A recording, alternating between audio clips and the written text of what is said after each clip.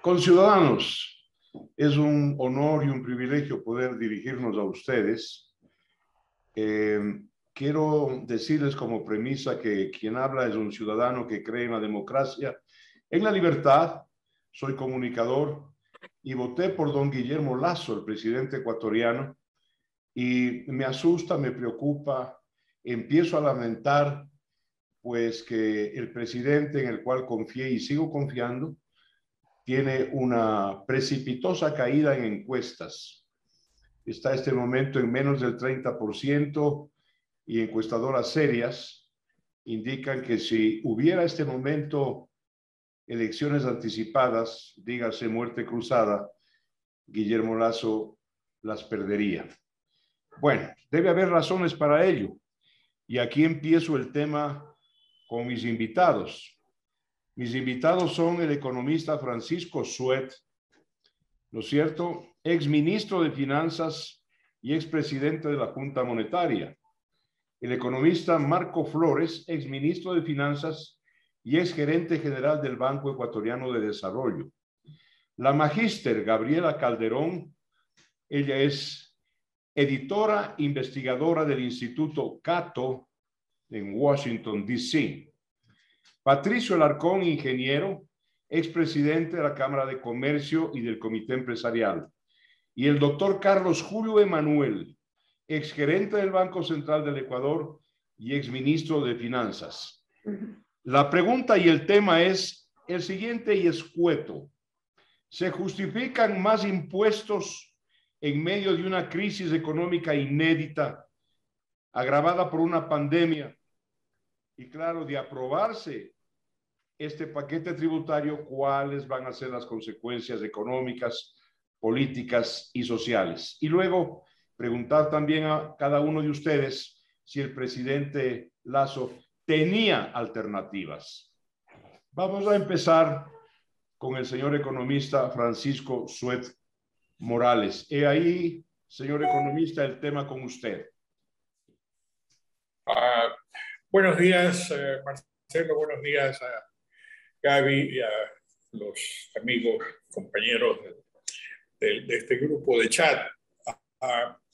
Mira, este tema de los impuestos, la respuesta corta que te voy a dar para no abusar del tiempo es no. No tiene sentido, excepto por la negociación que se ha llevado a cabo desde el gobierno anterior, por cierto, con el Fondo Monetario Internacional, que de alguna manera prescribe lo que siempre prescribe, que es el ajuste fiscal, cuando justamente hay otras maneras, mejor dicho, hay otra manera de salir del hueco, más allá de que algunos economistas digan que esto no es tiempo para crecer, sino para equilibrar. Bueno, quienes hemos tenido la experiencia, porque no es que nos lo contaron, no es que nos dijeron esto, no es que lo estudiamos en los libros, no es que lo aprendimos en la universidad, lo tuvimos que aprender en la práctica. En este caso estamos Carlos Julio y yo directamente, que nos tocó actuar como equipo hace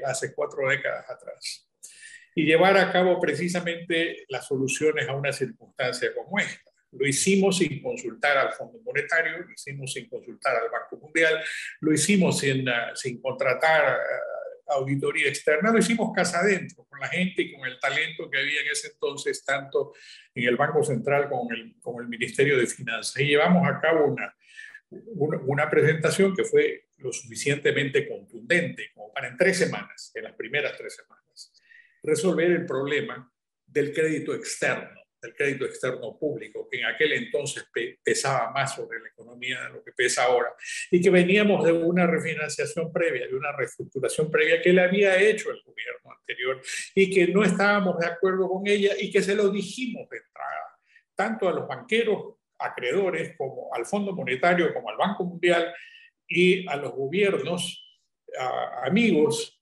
que simplemente íbamos a llevar adelante e íbamos a hacer nuestra propia presentación respecto de estos temas. lo logramos, ahí están los resultados, no tenemos que decirlos ni Carlos Julio ni yo, son parte de la historia económica del país ahora.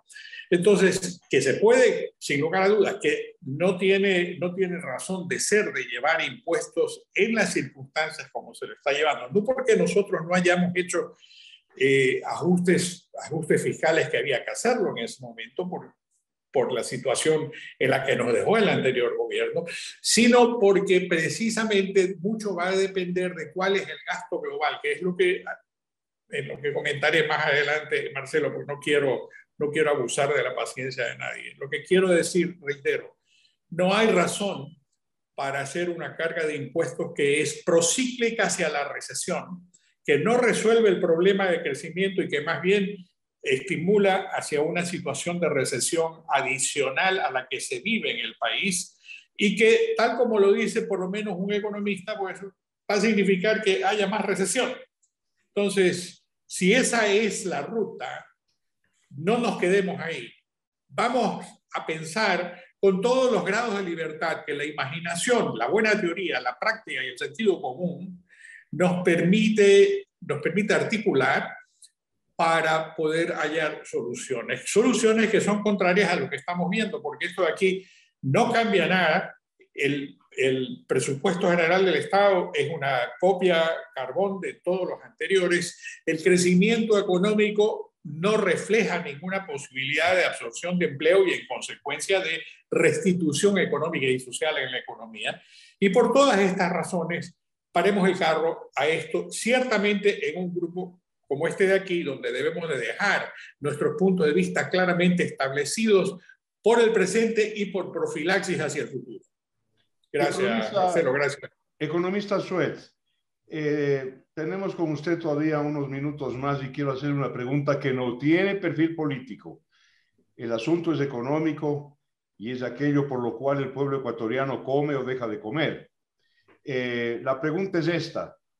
¿Qué pasó con el programa de oferta, el diseño de mando presidencial de Guillermo Lasso cuando estuvo en campaña y ahora en donde parece operar exactamente al contrario de casi todo lo que dijo? ¿Cómo se explica a usted, economista Suez, ese cambio que a mí me sorprende?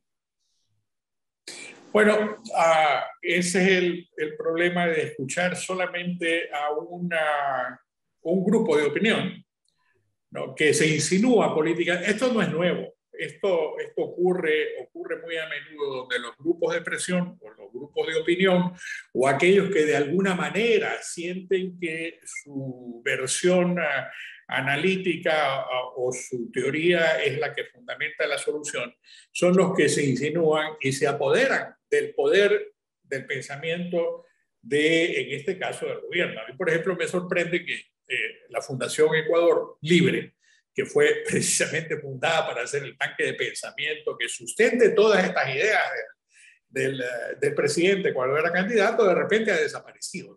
No hay una sola idea alternativa, etcétera, que yo por lo menos haya oído ser articulada desde ese grupo de gente que justamente ha trabajado en la candidatura de Guillermo Lasso y que produjo muchos de los puntos de vista y planteamientos del actual presidente. Por cierto, si me das un minuto más, cuando uno ve un problema como este, que es un problema fiscal, tiene que analizarlo en todo su conjunto. Y eso es justamente lo que yo he estado haciendo y es el objeto de mi próximo artículo periodístico, que tiene que ver precisamente con lo siguiente. Ya tenemos más o menos el 30% del peso fiscal, 30 y pico por ciento del peso, 35, en realidad es una tercera parte del peso fiscal en la economía. Entonces, si tenemos eso, tenemos que ver cómo nos vamos hacia atrás al análisis, a la anatomía de ese gasto, de ese peso fiscal. Lo vemos inclusive en comparación a nuestra propia historia y a lo que ocurre en la región. Y vemos en consecuencia de eso que estamos sobregirados. Eso lo demuestra el hecho de que una tercera parte de todo el gasto está en brecha, que tienen una parte es financiable, el resto no es financiable. Pero eso tiene efectos sobre la economía, tiene efectos sobre las posibilidades del sector privado, sobre la producción, sobre el empleo, sobre el crecimiento. Entonces, cuando vemos eso, ¿qué ocurre? Más de la mitad de ese gasto es en crédito público, en el servicio del crédito público y en las transferencias. Entonces, es ahí donde está el grueso del problema y es ahí donde están el grueso de las soluciones. Es ahí donde se debe de buscar aliviar precisamente el gasto fiscal, que es lo que tuve que hacer en 1984 cuando me enfrentaba a una situación exactamente igual. Si Carlos Julio y yo no hubiésemos llevado adelante el proceso de refinanciación y de reestructuración de la deuda en ese momento, entonces hubiese significado que el 58% de los ingresos disponibles para ese presupuesto hubieran haber tenido que ser utilizados para el pago de la deuda. Eso era inviable. Entonces teníamos que hacer lo requerido y suficiente para poder bajar eso y darle viabilidad a la economía ecuatoriana. Lo bajamos al 18%. Los resultados fueron crecimiento, equilibrio de las cuentas fiscales, baja de la inflación y toda la reestructuración interna de la economía, quitándole los controles de precio, quitándole todo aquello que signifique trabar el quehacer de la economía, incluyendo los intereses, incluyendo también las restricciones al gasto público, dándole preferencia a la formación bruta de capital fijo. Eso no estamos oyendo, pero absolutamente nada de eso. No existe, lo han desterrado. Ahora, quienes fueron los enemigos de la dolarización son ahora los enemigos del crecimiento. Es básicamente lo que ha pasado y lo que está pasando. Gracias, economista. Muy clara, nítida su explicación y su recorderis, porque siempre todos los eventos económicos, sociales, tienen una historia y vale la pena recurrir a ella. Economista Marco Flores Troncoso, ex ministro de Finanzas, ex gerente general del Banco Ecuatoriano de Desarrollo. Francisco Suez mencionó una palabra, una frase clave: grupos de presión que hacen cambiar entre la oferta de campaña y la operación ya en el mando presidencial. Grupos de presión. La pregunta para usted, economista Flores, es: ¿el Fondo Monetario Internacional, la banca y los tenedores de bonos son grupos de presión, economista Flores?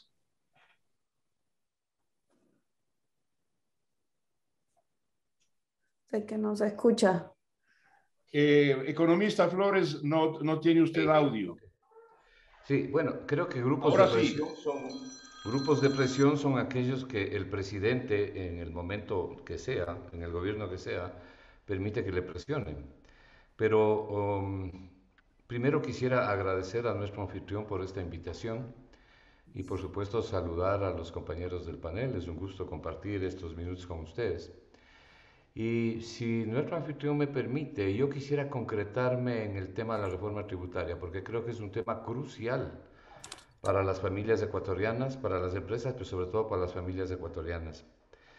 Economista, sin embargo, me permito pedirle de favor que a su vez usted me autorice a hacer un juicio crítico, si cabe el término, del manejo de la economía, del manejo de las finanzas por parte de quien es hoy el ministro de Economía y Finanzas. Usted lo fue porque de allí parten las iniciativas de la reforma tributaria.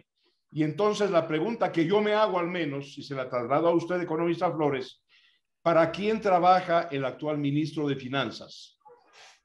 Bueno, yo lo que creo es que hay un equipo de economistas que están alrededor del presidente, que son básicamente los mismos que estuvieron en el gobierno anterior.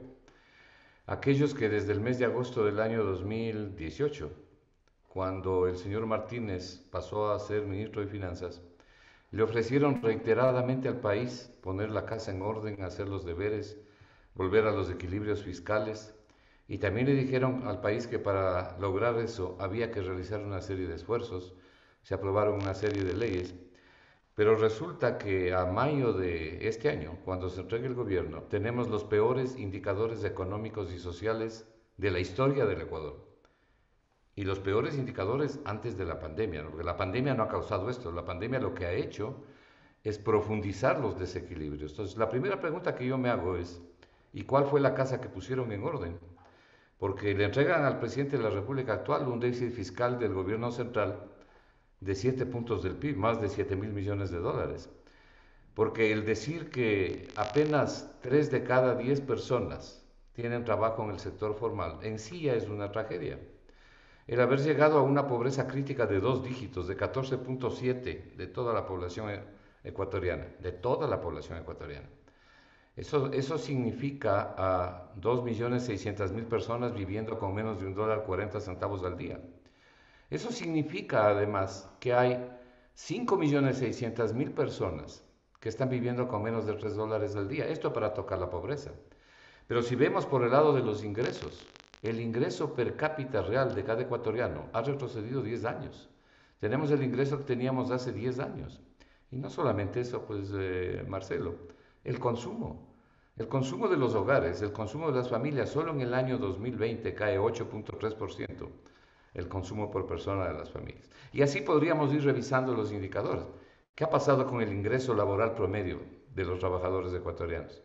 A ver, pues en enero el salario, cuando se fijó el salario básico unificado de enero, estaba en $400. Resulta que en septiembre, las cifras pertenecen al INEC, al Banco Central, todas las que digo son cifras oficiales.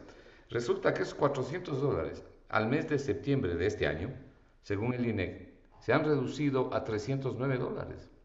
Esto quiere decir que hay un enorme descargue de ajustes sobre los trabajadores ecuatorianos formales, de 25% del salario. Entonces vuelvo a la pregunta, ¿y cuál fue la casa que pusieron en orden? ¿Y cuáles fueron los equilibrios a los cuales volvieron? Porque además los equilibrios, el déficit, en fin, no son objetivos, ¿no? Son medios para llegar a los objetivos.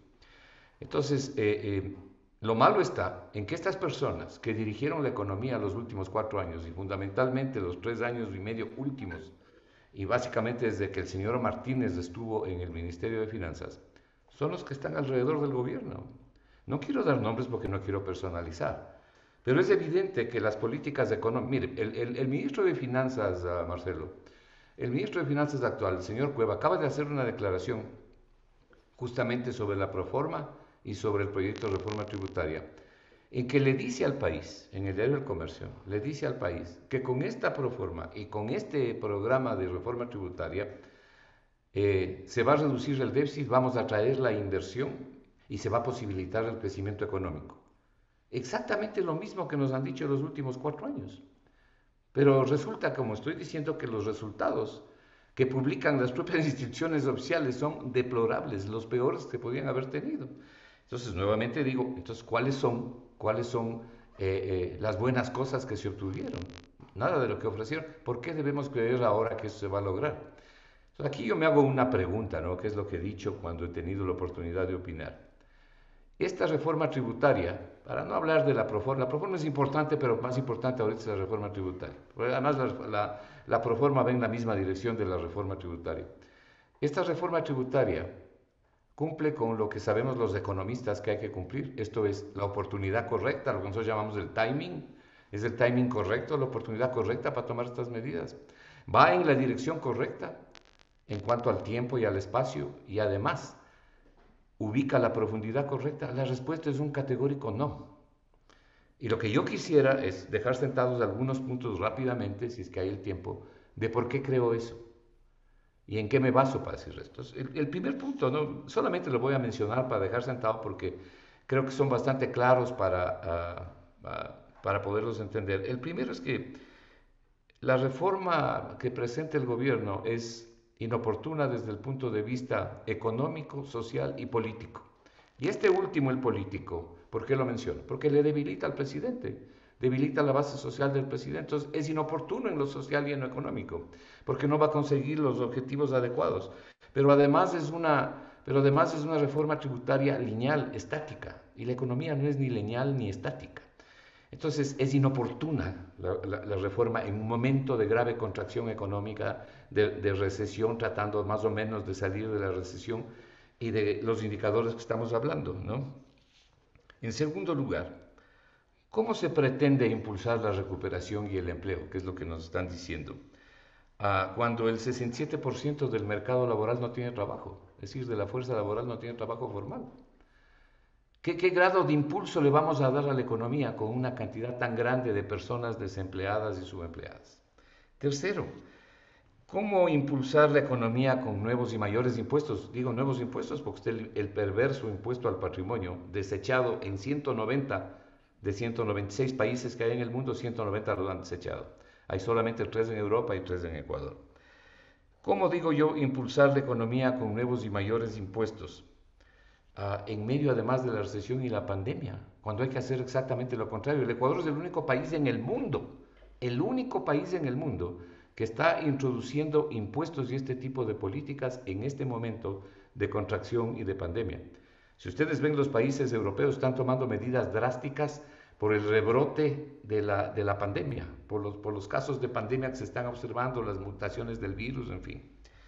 En cuarto lugar, algo que mencioné hace un momento, ¿cómo introducir semejante propuesta en un momento en que el consumo de las familias cae dramáticamente? Si ustedes miran las estadísticas del Banco Central, verán que los hogares ecuatorianos han reducido su consumo de forma dramática, y lo ha hecho también el sector público. Pero a nivel personal, es decir, el promedio por persona, cae sobre el 8% solamente en el año 2020. Entonces, cuando se reduce el consumo, se reducen las ventas y las compras. Y cuando se reducen las ventas y las compras, lo que hay es un problema subyacente de demanda agregada efectiva, es decir, no hay la plata necesaria para poder comprar. Y eso le impacta ¿a qué? Le impacta al crecimiento económico y al empleo. Ustedes han oído a alguien de los que auspicia esta reforma tributaria que se tome la molestia de decirnos cuáles son los impactos que han calculado sobre la inversión, sobre las expectativas, sobre el consumo, sobre el crecimiento económico, sobre el empleo. No, lo que nos dicen es cuánto van a recaudar, es decir, se suma hasta el jueves y se resta el viernes. Pero no hay ningún análisis de los impactos económicos, que es lo que verdaderamente interesa. Muchas gracias, Entonces, economista Flores. Ha contestado usted lo que era objeto de no curiosidad de quien habla, sino de la opinión pública, porque las preguntas que estoy formulando a ustedes no se me ocurren a mí, no son de mi iniciativa. He tomado contacto con varios sectores que son la audiencia de los programas que manejo yo como comunicador social. Paso a conversar con el señor doctor economista Carlos Julio Emanuel.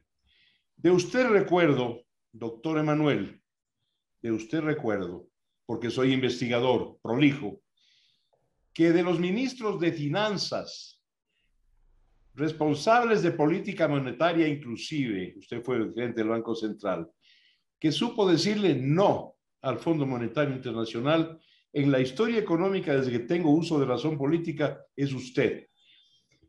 Le pregunto esto porque voy a una segunda afirmación. No sé si usted sepa, doctor Emanuel, que cuando Gonzalo Sánchez de Lozada fue presidente de Bolivia y tuvo que salir en quema hacia el aeropuerto porque el pueblo de Bolivia se levantó ante el impuestazo, que eran aproximadamente 12% nuevo a los salarios, a los ingresos, a los sueldos de todos los bolivianos. Y cuando Sánchez de Lozada llegó a Estados Unidos, dijo: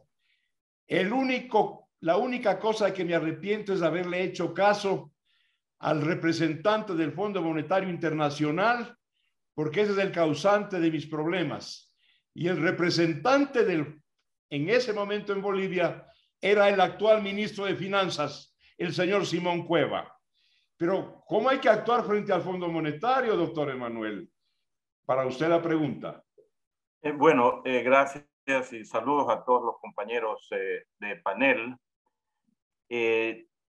Aquí estamos 3 exministros de Finanzas que en varias ocasiones le dijimos no al Fondo Monetario Internacional. Mi primera experiencia como funcionario público fue en el año 1984, cuando yo era gerente del Banco Central y Francisco era ministro de Finanzas, y fuimos a negociar a Washington, al Fondo Monetario Internacional.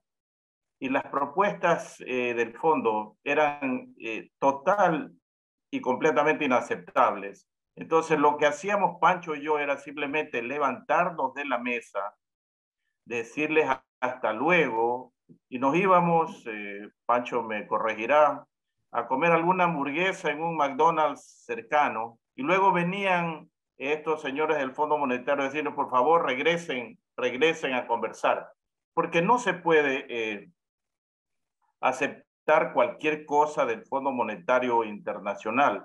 Marco Flores tuvo una experiencia parecida en una reunión del Fondo Monetario Internacional, que simplemente no aceptó lo que estaba planteando el Fondo Monetario. Y más recientemente yo, en el año 2002, ante un representante bastante complicado del Fondo Monetario aquí en Ecuador, decidí no firmar un acuerdo con el Fondo Monetario Internacional. Ahora, el Fondo Monetario Internacional es útil porque tiene gente preparada como para poder hacer un análisis de las cuentas macroeconómicas, buscan todos los rincones de las cuentas fiscales y le presentan en una suerte de rol de auditor externo información que a lo mejor el ministro o el gerente del Banco Central del Ecuador no lo tiene a la mano. O sea, es útil, es como cuando uno contrata a un auditor externo para que haga la revisión de las cuentas de una empresa. Y una vez que le presenta las cuentas y le dice esta es la cruda realidad, entonces el gerente de la empresa tomará las decisiones correspondientes. Y en el caso de un país, el ministro de Finanzas, el gerente del Banco Central, el presidente de la República, en base de esa información que ha sido recopilada adecuadamente por el Fondo Monetario Internacional, tomará las decisiones. El problema es cuando se invierten los roles y ocurre que gente del Fondo Monetario Internacional, como ha pasado aquí en el Ecuador en los últimos años, vienen a mandar sobre las autoridades económicas que no tienen ni el conocimiento ni la personalidad para ponerlos en su sitio.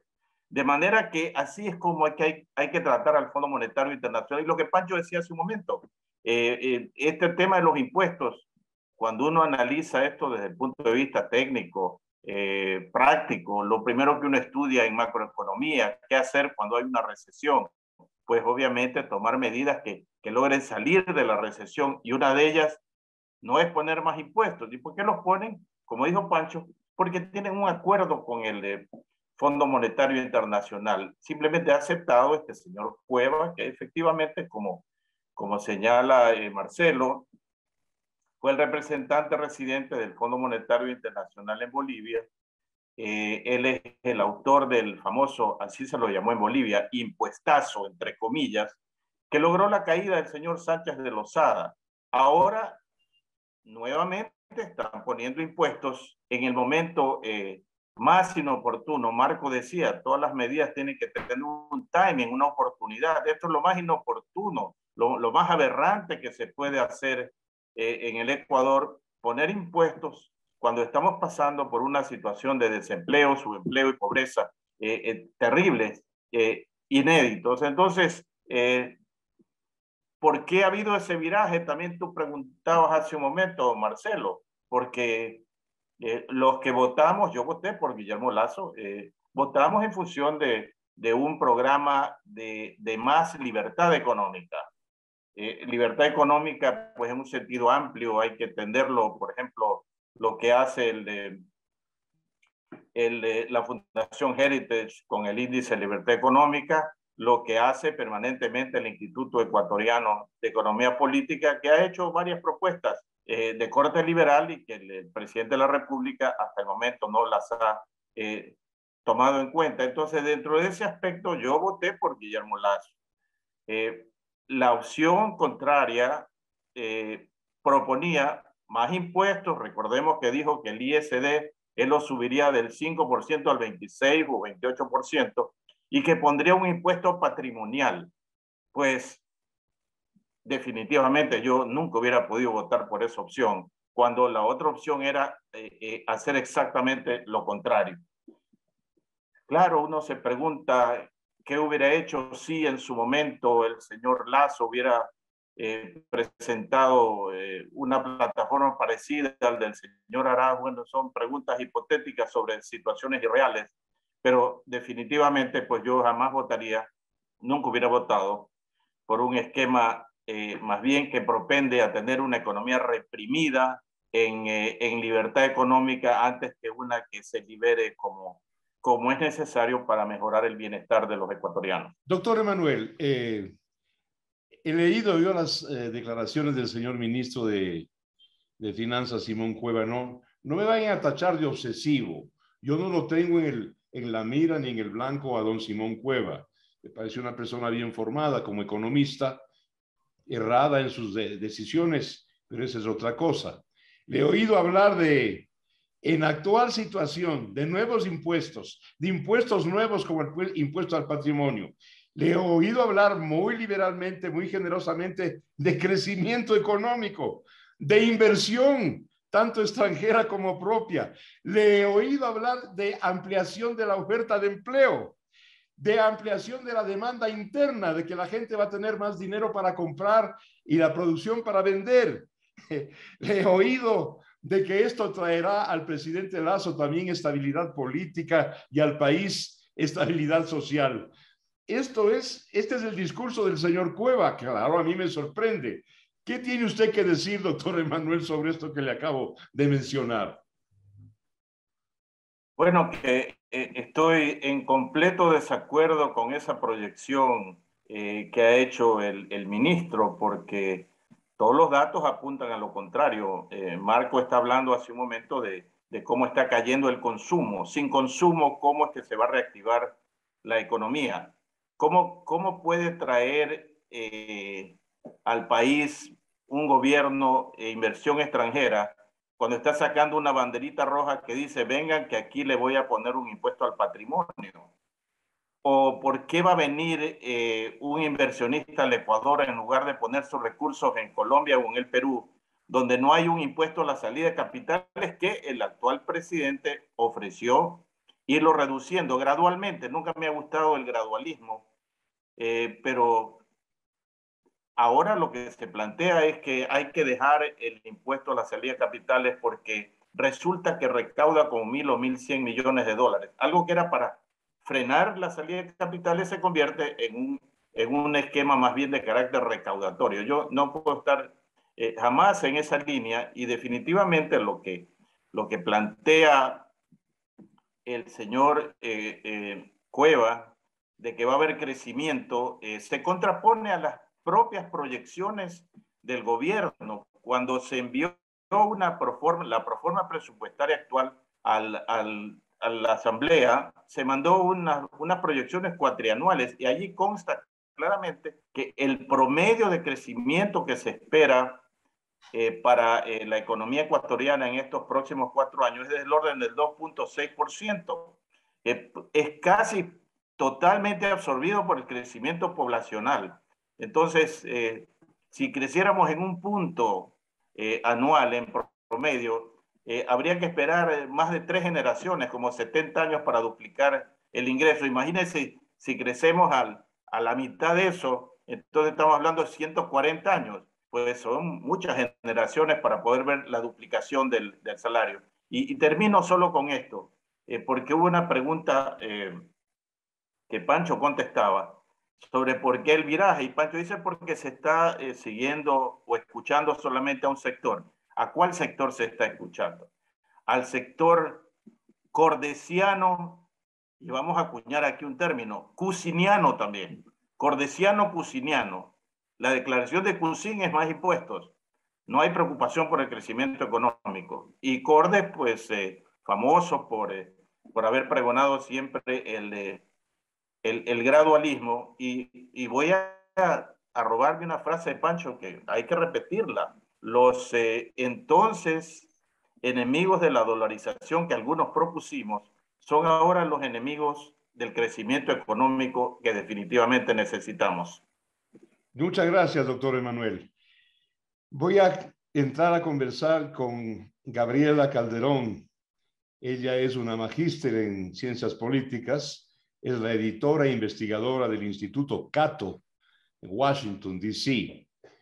Y la pregunta para Gabriela es, ¿cómo ve ella todo este fenómeno de cambio de orientación, de diseño entre lo que se ofreció y lo que se está haciendo de cara a lo que preocupa tanto a la sociedad?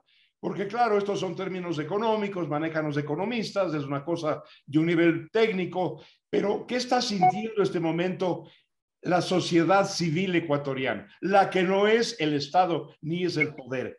¿Qué va a pasar con la gente que no tiene empleo, que no tiene recursos, que está sometida a una inseguridad creciente y ahora agudizada con el nuevo paquete tributario? Crecerá la inseguridad. ¿Cómo ve la politóloga Gabriela Calderón este fenómeno? Porque ya tiene que ver con todos nosotros, Gabriela. No, muchas gracias por esta invitación. Realmente preocupa la situación de la seguridad y pues obviamente no estar de acuerdo en un área de la política pública. Discúlpeme que tenga que hacer esta aclaración, pero debido al nivel de debate y lo que es las acusaciones y comentarios que se han realizado en las últimas semanas, no coincidir con el gobierno en su propuesta de elevar impuestos no significa que uno esté, digamos, en contra de la estabilidad democrática o de alguna manera socavando los esfuerzos que pueda estar realizando en este momento el gobierno en la importante tarea de retomar el control del sistema de las cárceles. Hago esta aclaración porque muchas veces se meten en el mismo saco a personas muy distintas que conforman la sociedad civil. Yo no puedo, digamos, opinar en nombre de toda la sociedad civil. Lo que sí le puedo decir es que me parece que el lenguaje importa, que las etiquetas importan y que muchas veces en América Latina el problema que ha tenido el liberalismo es que quienes utilizan la etiqueta, que por cierto siempre ha sido muy popular desde el nacimiento de las repúblicas latinoamericanas, en la práctica no utilizan medios liberales ni terminan implementando políticas liberales. Esto no es porque no funcionen en la práctica. De hecho, índices como el índice de libertad económica tanto de Heritage como el Fraser Institute demuestran que sí funcionan estas políticas en la práctica, sino porque carecen de convicción sus líderes o por las circunstancias que los empujan en otra dirección, ¿no? Entonces, realmente es lamentable que nuevamente se esté utilizando la etiqueta del liberalismo, mientras en la práctica se continúa con un consenso socialdemócrata, que es prácticamente lo que yo creo que ha imperado en el Ecuador durante las últimas décadas, se puede decir desde 1960, y es un consenso secular, porque no importa si el gobierno ha sido, digamos, de izquierda a derecha, pero más o menos gira en torno a ese centro-izquierda, donde se han mantenido los commanding heights o los nódulos importantes de la economía con un alto grado de intervencionismo o en las mismas manos del Estado. Ahora, con Correa esto fue intensificado y se suponía que este gobierno tenía un plan de gobierno que coincidía en gran medida con las grandes ideas que venimos promoviendo desde el Foro Libertad y Prosperidad, auspiciado por el Instituto Ecuatoriano de Economía y Política, del cual, por cierto, son miembros Carlos Julio, Patricio y Francisco, y estas ideas estaban de coincidencia porque no fue algo programado, fue un ejercicio pandémico, por así decirlo, cuando estaba todo el mundo encerrado, que nos pusimos a discutir entre distintos representantes de la sociedad civil, algunos del mundo empresarial, otros del mundo de la academia, otros ex funcionarios públicos, y nos pusimos a discutir en qué estamos de acuerdo, qué podemos, digamos, entre nosotros, los liberales, en qué estamos de acuerdo de promover como propuesta al país de reformas. Y los liberales estamos en desacuerdo en muchas cosas, pero nos logramos poner de acuerdo en 5 cosas. Luego vino la campaña presidencial y vimos que coincidía en gran medida, digamos, había varias de estas propuestas en el plan de gobierno. Lo que sorprende es ya lo que se ve en el Plan Nacional de Desarrollo, luego en la megaley, repetido en la ley de reforma tributaria y en el espíritu de la reforma presupuestaria presentada para 2022. Ahora, nosotros desde el foro no es cierto que uno se opone por oponerse. Venimos desde hace años, tanto dentro y fuera de este foro, promoviendo varias alternativas, incluso cuando la oportunidad de que nos escuchen era muy remota en la época de Correa. Pero la alternativa en el tema de la reforma tributaria siempre ha sido que se simplifique el sistema tributario, es decir, que se reduzcan los impuestos, la cantidad de impuestos que hay que pagar, que sea más sencillo pagarlos y que la carga tributaria total, efectiva, que recae sobre los ecuatorianos sea por lo menos a nivel del promedio regional o por debajo de esta. ¿Por qué? Porque esto va de la mano de otra reforma que hemos propuesto, que es la internacionalización financiera, que casi no se menciona en este gobierno y de la cual ya se presentó un proyecto de ley impulsado por el IEP el año pasado. En el año 2020 esto fue presentado ante la Asamblea. Por supuesto que debe ser un poco modificado porque luego fue aprobada la Ley de Defensa de la Dolarización. Le pregunto pero, algo, digamos, Gabriela, perdone, en la internacionalización del fenómeno financiero, consta, le pregunto a usted, algo a lo cual aspira el pueblo ecuatoriano, los depositantes, nosotros que claro, enviamos nuestro dinero a la banca, es decir, que haya una mejor y mayor competencia financiera y bancaria, porque lo que tenemos es un oligopolio.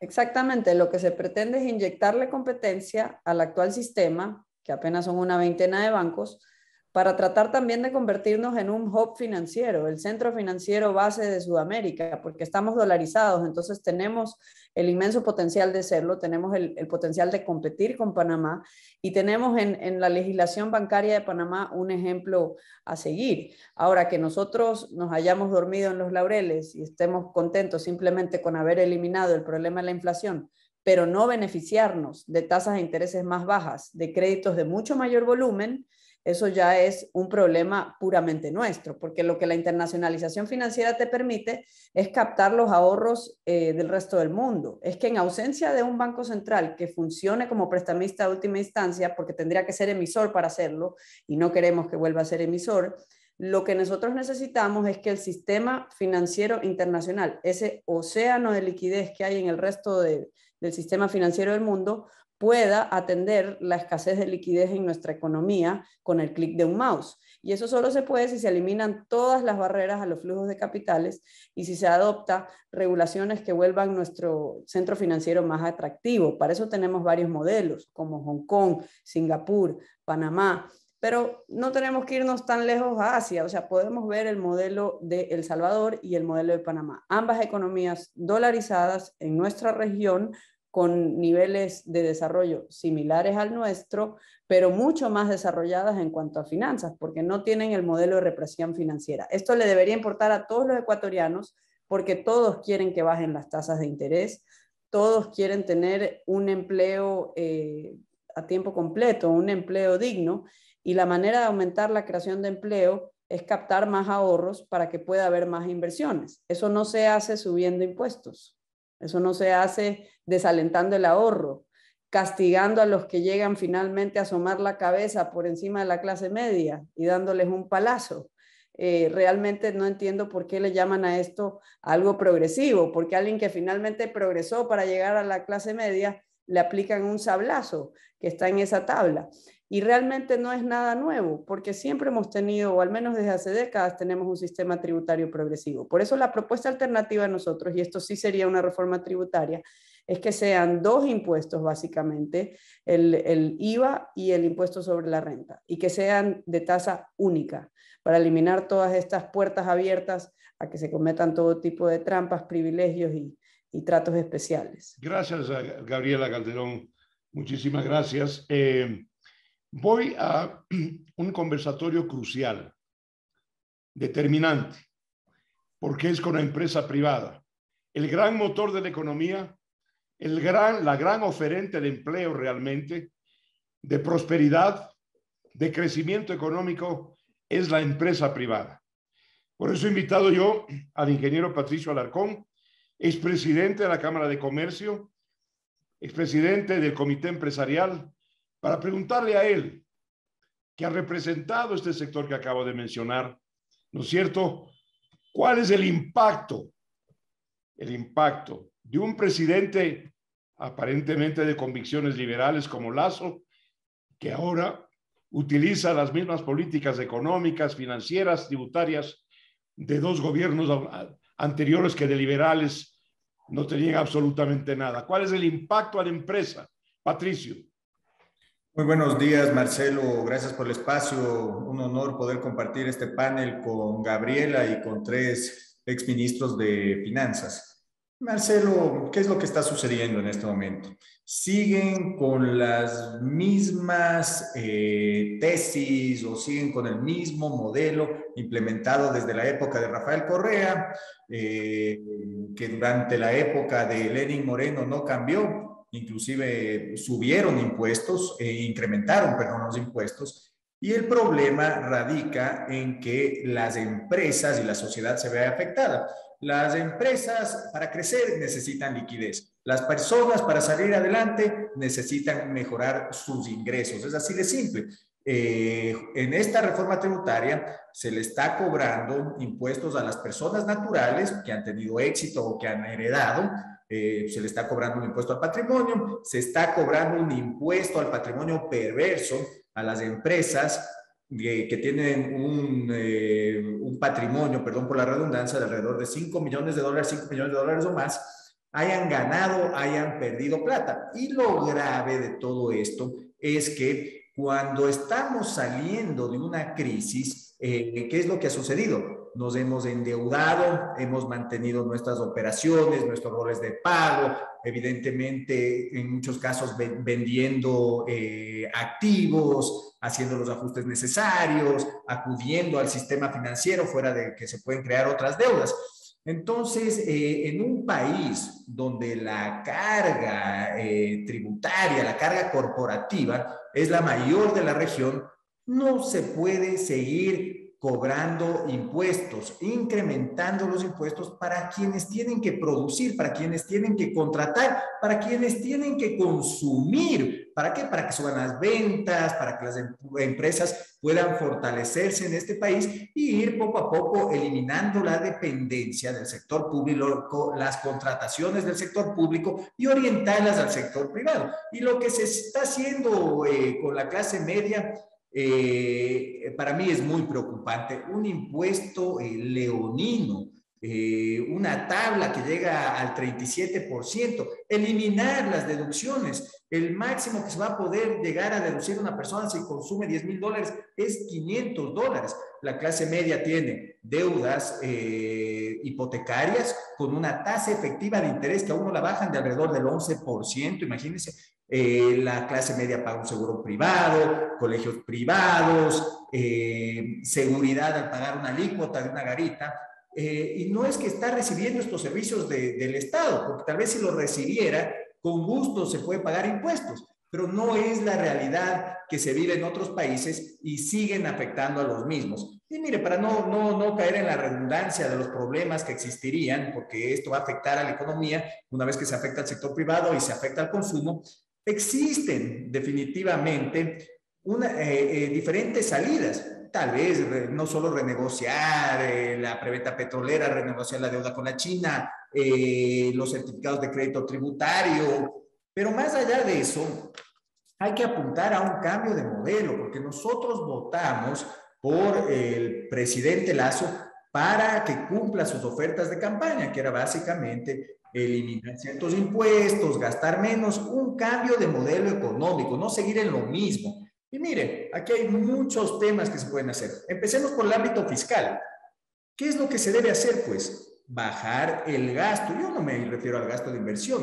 El gasto de inversión se quintuplicó en épocas de Correa y el gasto corriente se mantuvo durante la época de Moreno.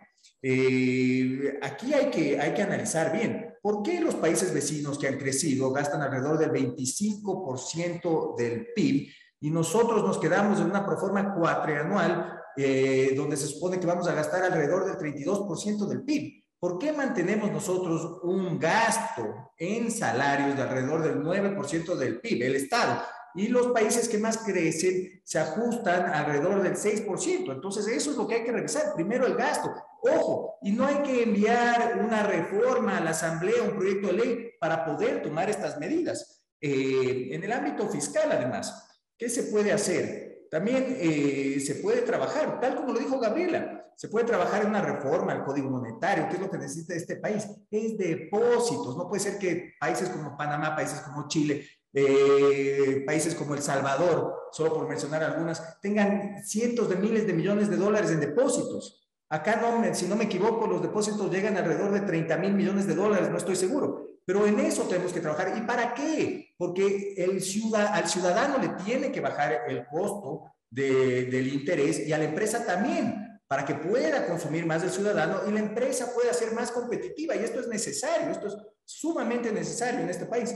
Las reformas tributarias, yo estoy totalmente de acuerdo con lo que plantea Gabriela, lo que plantean los exministros. Miren, en este país, apenas el 8%, esto lo vi según lo que mencionó en un chat que mantenemos con el grupo que mencionó Gabriela, apenas el 8% de la población económicamente activa paga impuestos en este país y a ese 8% le quieren seguir quitando la liquidez. Entonces no amplían la base por medio de una simplificación. Lo mismo con las empresas. El 12% de las empresas en este país, o alrededor del 12% de las empresas en este país, pagan el 80% de los impuestos. Y a estas mismas empresas les quieren seguir exprimiendo para que no sigan creciendo, para que no sigan invirtiendo. ¿Y quién va a querer venir al país con los cambios constantes en las reglas de juego? Y más allá de eso, esto no ayuda a que se elimine la informalidad, pues esto crea más informalidad. Se pide menos facturas, las empresas que sobreviven en la informalidad, o los emprendedores, perdón, no quieren pues empezar a pagar impuestos onerosos, aportes al IES. Hay que también tomar decisiones en el ámbito laboral, acuerdos. ¿Por qué? Porque hay que dar facilidad al sector empresarial para que contrate. Contratación eventual, jubilación patronal, jornadas laborales. Y sí hay cómo llegar a estos acuerdos con los sindicalistas. Hay cómo hacerlo.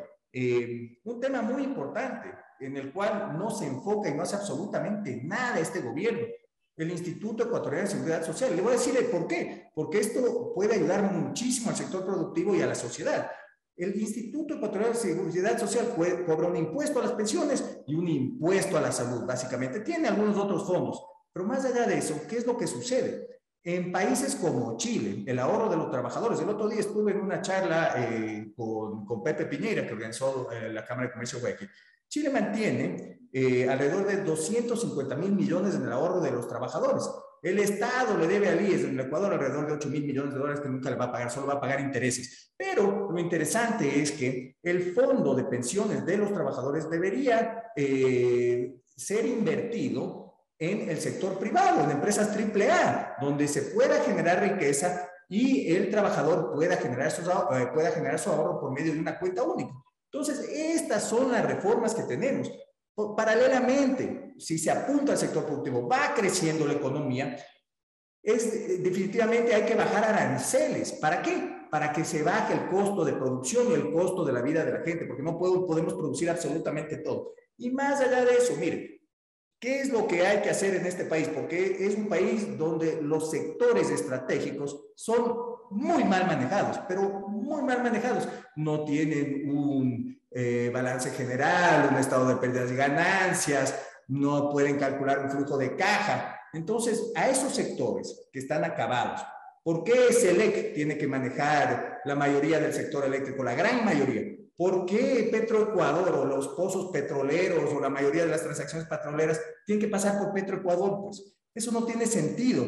¿Por qué no podemos atraer más inversión minera? Aquí hay otros problemas políticos también, pero hay que facilitar a que llegue esa inversión. ¿Por qué solamente tenemos 2 operadoras internacionales y un operador estatal? ¿Y qué es lo que sucedería si es que el sector privado invierte en los sectores estratégicos? Me refiero a la inversión extranjera, porque es muy difícil que el sector local ya pueda entrar en inversiones de esa dimensión. Pero ¿qué es lo que sucedería? Pues ahí sí podemos hablar de que va a bajar el precio de la electricidad, va a bajar el precio de la comunicación, la gente va a ver resultados, porque en este momento no se puede pedir que le quito los subsidios a la gente, incremento impuestos a la gente y yo sigo gastando lo mismo. A este señor le va a pasar lo mismo que le pasó a Lenín Moreno, si es que no toma decisiones, porque el problema es que el ciudadano se va a molestar y tarde o temprano se va a ver representado por gente como Leonidas Issa, gente como Mesías Tatamuez, porque no ve resultados. Yo estoy de acuerdo con Carlos Julio. Mire, si a mí el presidente Lasso en su oferta de campaña hablaba de impuestos al patrimonio, hablaba de subir la tasa del impuesto a la renta, hablaba de subir ICES, yo tal vez me invento por el candidato Herbas, porque la socialdemocracia no me representa y va a ser mucho más fácil en este momento que vuelva a ganar las elecciones el movimiento del correísmo. Gracias, muchas gracias, Patricio Alarcón. El modelo. Gracias por su intervención. Nos queda 1 minuto y medio para cada uno de ustedes. Les quiero decir que por lo que les acabo de escuchar, me parece difícil, el voto es secreto, no quiero que me lo cuenten ni a mí ni a la audiencia, pero me parece difícil pensar que alguno de ustedes haya votado en las últimas elecciones por el señor, el señor Andrés, disculpen, el aquel de no mientas otra vez. Me parece difícil. Siendo así, no sé por quién votaron, se abstuvieron, pusieron en blanco o votaron por Lasso. En todo caso, deben haber votado convencidos en la democracia, en la libertad, en el libre juego de la oferta y la demanda. A cada uno de ustedes les voy a pedir que en 1 minuto y medio le envíen un mensaje al señor presidente de la República en el caso de que estuviera todavía a tiempo él de rectificar. Empecemos por usted, señor economista Francisco Suet. Tiene tiempo para ir en el rumbo correcto y el rumbo correcto necesariamente apunta al crecimiento, un crecimiento ético, un crecimiento orgánico y sustentable, un crecimiento que permita a la mayoría de los ecuatorianos poder ser incorporados a la actividad económica y salir de este hueco en el que vemos que vamos a seguir en la medida que solamente intentamos ser parte de un equilibrio fiscal que debe de venir como consecuencia del crecimiento y no al revés, porque no es que va a haber crecimiento como consecuencia de un equilibrio fiscal previo. Por tanto, hágale caso a su conciencia.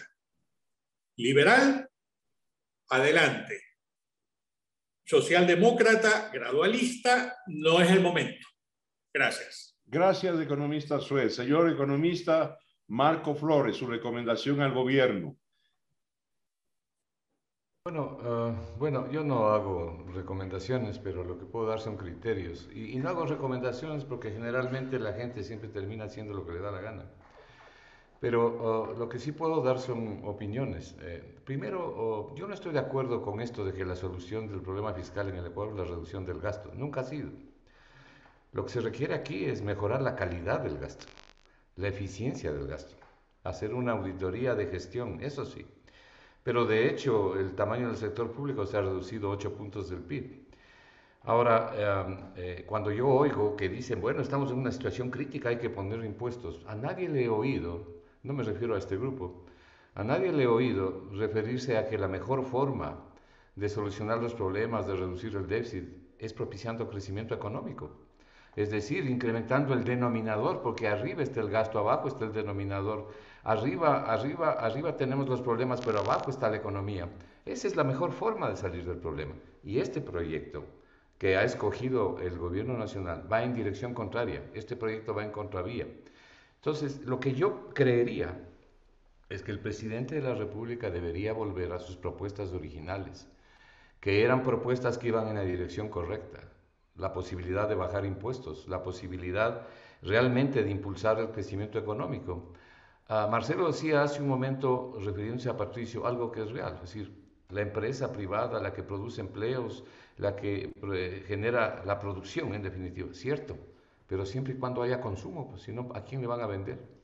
Si es que cae el consumo y cae la demanda, ¿a quién le van a vender? Entonces, esta es la hora de impulsar el consumo, de impulsar... En el fondo, Marcelo, el problema subyacente aquí es una contracción drástica de la demanda.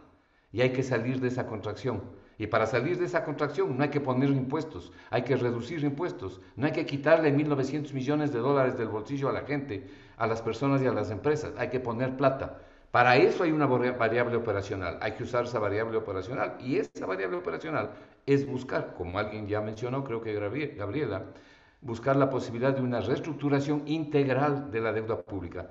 Y de esos 17.600 millones en bonos que se renegociaron hace poco y que hay que volverlos a renegociar, hay formas de hacerlo. Pero no puede ser un proyecto de reforma tributaria únicamente para satisfacer a los tenedores de los bonos y para cumplir con el pago de la deuda externa. Cuando aquí hay todo un pueblo que está en una situación crítica, como hemos visto. Su criterio, su recomendación, su sugerencia como ciudadana ecuatoriana, por favor, magíster politóloga Gabriela Calderón. Bueno, yo creo que el supuesto de que hacer las cosas gradualmente y según la opinión dominante de algunas élites era una estrategia política viable y conveniente, ya debería de cuestionárselo el presidente, vista la caída en las encuestas, ¿no? Toda acción y toda omisión inherentemente tiene sus riesgos. El no hacer o no atreverse a hacer las reformas que muchos hemos llegado a reconocer que son necesarias, no solo aquella que sí está en cierta medida proponiendo el gobierno, como la flexibilidad laboral, sino en otros ámbitos como el sistema financiero y sobre todo la necesidad de políticas que fomenten el crecimiento, como una simplificación y reducción de impuestos. El negarse a hacerlo tiene los riesgos, y ese riesgo es pagar el costo político de seguir en una economía estancada, que no sale, no asoma, digamos, no alcanza a respirar desde que entró en una crisis fiscal a fines del año 2014. Muchas gracias, Gabriela. Señor ingeniero Patricio Alarcón, empresario y representante de sus gremios, su sugerencia, su criterio, su alerta al señor presidente. Ya, efectivamente, solo refiriéndome al tema de gasto, yo solo le voy a dar unas cifras a Marco. Argentina gastaba alrededor del 38% del PIB, Venezuela alrededor del 41% del PIB, Perú alrededor del 21% del PIB, Chile alrededor del 25% del PIB, Ecuador 33% del PIB. Es lo único que yo puedo decir. Pero más allá de eso, mi recomendación, a ver, no puede manejar la economía la democracia popular o quienes se opusieron a la dolarización o quienes no creen en el cambio del modelo económico. Aquí contamos con 3 brillantes economistas que fueron ministros de finanzas. Ese es el perfil de las personas que tienen que estar a cargo de esa cartera. Un Carlos Julio Emanuel, un Francisco Suet, un Marco Flores, aunque no cree que hay que bajar el gasto. Pero debemos cambiar la idea de que el gradualismo y el fiscalismo poco a poco van a sacar al país adelante, mientras lo único que va a sacar al país adelante es un cambio de modelo que le dé a la gente resultados, que le baje el costo de la vida, que le genere una fuente de empleo. Y mi recomendación es, mire, tiene que rodearse de mejores, no mejores personas, pero de mejores perfiles o gente que tenga otro punto de vista alrededor de manejo o en torno al manejo de las finanzas públicas. Muchas gracias, ingeniero Patricio Alarcón. Señor doctor Carlos Julio Emanuel, su recomendación a la persona por la cual usted votó, Guillermo Lasso.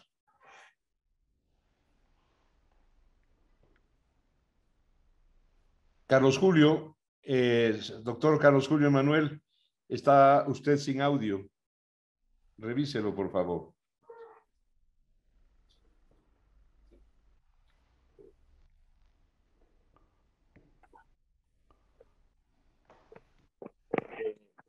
No sé si se me escucha. Ahora sí, doctor Emanuel. Su sugerencia, por favor, al hombre que recibió su confianza en las urnas. Me siento muy a gusto de estar en este panel. Creo que ha habido un consenso sobre lo que significa una reforma tributaria, un completo despropósito en este momento, y sobre lo que debemos hacer. Yo coincido con el criterio de que tenemos que propender hacia un crecimiento económico. Con crecimiento de la economía se resuelven los problemas. ¿Cómo hacerlo? Es la pregunta. Entonces, concretamente y de manera breve, por lo del tiempo que tú señalas, yo soy del criterio que debemos renegociar y diferir los pagos de la deuda externa, que permitan liberar recursos para activar los motores de desarrollo de la economía, como son la agricultura, la construcción, la propia inversión pública. Requerimos un gran plan de vivienda para activar al sector de la construcción. Al mismo tiempo, debemos tomar medidas que alienten el consumo, reduciendo el impuesto al valor agregado, el IVA, por lo menos en 2 puntos. Hay que eliminar el impuesto a la salida de capitales, como se prometió en el programa de gobierno del presidente. Tenemos, obviamente, que atacar también el asunto relacionado al gasto público, que muchos hemos venido proponiendo. Por lo menos yo lo propuse en el año 2001, que teníamos que adoptar la presupuestación base cero. No se trata de cortar gastos, sino de optimizar gastos. Hay gasto excesivo, hay derroche que se lo frena a través de la presupuestación base cero, como lo hace Chile. Y por último, hacer una revisión rápida de las 5 propuestas que ha hecho el Instituto Ecuatoriano de Economía Política, comenzando, pero no es lo único, con la modernización e internacionalización del sistema financiero ecuatoriano. Gracias, doctor Emanuel. Con el permiso de ustedes, apreciados, amigas, amigos, ustedes, panelistas, quisiera yo pedir al señor presidente por quien voté, por quien creo, y aún hoy, en medio de aciertos que ha tenido y errores que está cometiendo, yo sigo creyendo en Guillermo Lasso, y quiero pedirle respetuosamente que ordene, disponga, para eso está, a su ministro de Economía y de Finanzas, el señor Simón Cueva, ¿no es cierto?, que inicie una reestructuración de la deuda. ¿Por qué? Porque lo que yo creo, tengo derecho a expresar lo que yo creo. Que el señor Cueva no habla una sola palabra de reestructurar la deuda, porque eso significaría, como acaba de notar Carlos Julio Emanuel, trasladar el pago de intereses a un momento en el futuro. Y cuando esos intereses entran en un después, los tenedores de los bonos no cobran sus dineros. Tengo derecho a expresar esto y a pedirle esto. Señor presidente, ordene a su ministro que inicie una reestructuración de la deuda. Muchísimas gracias a Francisco Suet, a Marco Flores, a Gabriela Calderón, a Patricio Alarcón y a Carlos Julio Emanuel. Y 1.000.000 de gracias a ustedes, queridísima y respetada audiencia. Hasta pronto.